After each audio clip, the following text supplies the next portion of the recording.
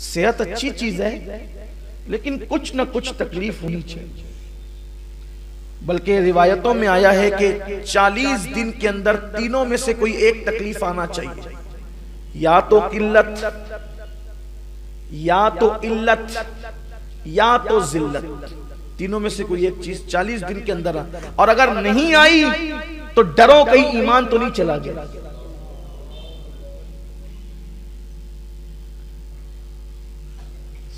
Sir दर्द हो, बुखार आ जाए, बुखार तो बड़े मजे की चीज है, और सर दर्द भी। जब बुखार आता है तो एक एक बाल का गुना लेकर के साथ जाता है, इसलिए हुजूर ने फरमाया बुखार को बुरा मत करो। बड़ी बीमारी अल्लाह ना दे, बल्कि ये दुआ करो कि अल्लाह जो बीमारी तूने अपने महबूब को दी थी उसके सिवा सबसे बचा ले, ताकि बीमार भी रहे और बलाओं से भी महफूज रहे।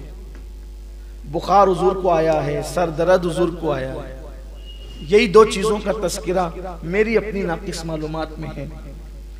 और कभी किसी मौके पर कमर दर्द की तकलीफ भी मिलती है, लेकिन ये दो चीजें बड़ी मोतबर है। बल्कि एक बुजुर्ग के सर में दर्द हुआ तो उन्होंने शुक्राने में रात भर नफिल अदा की, मौला जो बीमारी तूने महबूब को दी थी वो मुझे अता फरमा। तो 40 दिन में तीनों में से कोई एक चीज आए, क्या?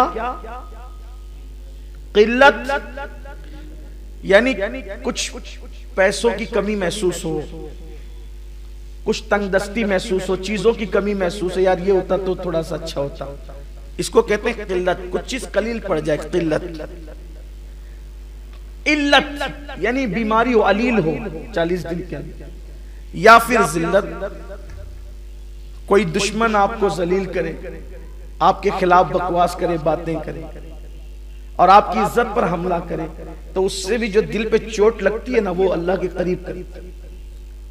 कशफुल महजूब में दाता साहब ने लिखा है, अल्लाह जिसको अपना वली बनाना चाहता है उस पर एक फिरौन मुखालिफ मुसल्लत कर देता है, वो सताता रहता है और ये सब्र करता रहता है, उसके सताने के सब्र के एवज में अल्लाह इसको वली बना देता है।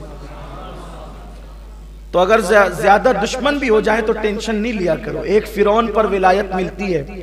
अगर 25-50 फिरौन मुसल्लत हो जाएं और फिर वो फेसबुक की आप आए, अगर आप पर मुसल्लत हो जाए, अगर यूट्यूब पर, और फिर लोग आपके खिलाफ बोले तो आपको यार की मर्जी है, फिर यार की मर्जी है। हाँ, अपनी क्या औकात है। तो अगर आपके खिलाफ कोई ऐसा हो तो आप कभी परेशान नहीं होना, बल्कि बुजुर्गान दिन तो हंसते थे। एक जगह ऐसे ही हुआ ना कि एक दीवाना जा रहा था, किसी ने दूध गरम गरम, बारिश हुई थी, जब बारिश हो जाए ना तो दो चीजें बड़ी अच्छी लगती है, या तो गरम दूध या तो गरम चाय। बारिश जब हो जाए फिर मजे आते हैं उसमें, या फिर जो भी गरम चीज मिलती है वो अच्छी लगती है। गरम गरम दूध पिलाया, मजे से दूध पिया और दीवानगी के साथ आगे बढ़े तो गड्ढा था, दो यार बैठे हुए थे, अपनी धुन में जा रहे थे, अपनी मस्ती में।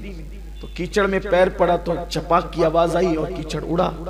तो जो दो यार आपस में बैठे हुए थे, एक के कपड़ों पे चला गया, दूसरा उठ कर क्या तमाचा लगाया।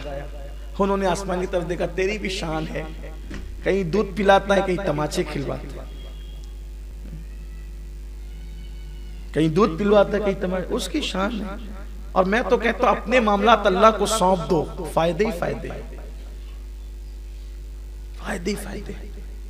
लेकिन जैसे ही वो गए और फिर वो उसको खून की उल्टी होने लगी, और आप सारा वाकया जानते हैं, खून की उल्टी होने लगी। बहुत इलाज किया, जब इलाज नहीं हुआ तो बाज किसी अल्लाह के बरगुज़ीदा बंदे ने कहा, ये तबीब का मामला नहीं है, किसी अल्लाह वाले को छेड़ा है।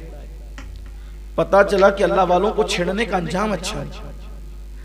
और एक खास बात यह, अल्लाह वालों को कोई छेड़े तो अल्लाह वाले बदला नहीं लेते, ये भी बात है।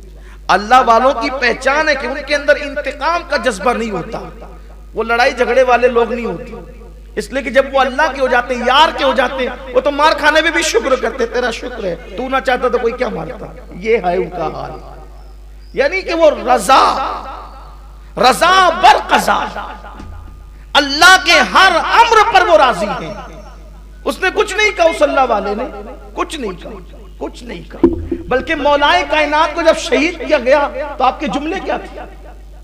शहीद करने वाले को जानते थे, लेकिन आज जुमला ये था शहादत के, जुमला ये था शहादत के। आज भी शहादत गाह पे वो जुमला लिखा हुआ है, फुज़्तु बिरब्बिल काबा, रब्बे काबा की कसम में कामयाब हो गया।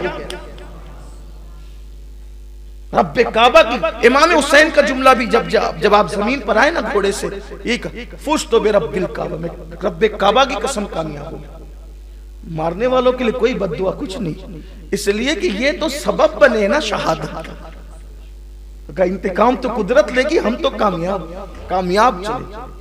इसलिए कोई गाली दे, कोई झगड़ा करे, कोई जलील करे, कोई मुखालिफत करे तो हम कामयाब हो गए, इसलिए कि वो अपनी आखिरत खराब करके हमारी आखिरत बना गया।